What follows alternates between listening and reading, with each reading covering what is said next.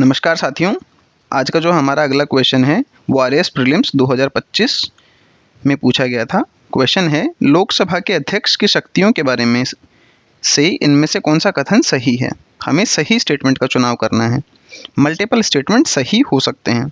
Which of the following statement regarding powers of the speaker of Lok Sabha are correct. पहला option है, लोकसभा अध्यक्ष संसद के दोनों सदनों की संयुक्त बैठक की अध्यक्षता करते हैं। दूसरा ऑप्शन है, जब एक वित्त विधेयक को निचले सदन से उच्च सदन में भेजा जाता है तो अध्यक्ष द्वारा उस विधेयक को वित्त विधेयक के तौर पर प्रमाण पत्र दिया जाता है। तीसरा ऑप्शन है, जब अध्यक्ष को हटाने का प्रस्ताव विचाराधीन हो तब अध्यक्ष ना तो अध्यक्षता करेंगे ना ही कार्यवाही में भाग लेंगे। चौथा ऑप्शन है, मतों की समानता के अलावा अध्यक्ष सदन में मतदान नहीं करते। नीचे दिए गए 4 ऑप्शंस में से आपको एक ऑप्शन का चुनाव करना है।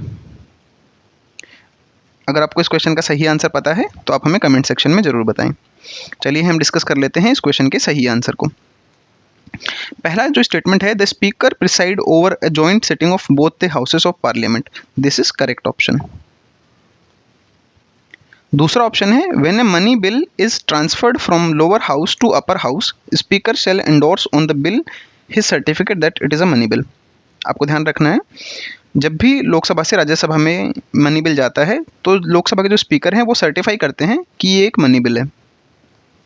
तीसरा स्टेटमेंट है, while a resolution for his removal is under consideration, the speaker shall neither preside no take part in this proceedings. ये स्टेटमेंट रॉन्ग है, इनकरेक्ट है। क्यों?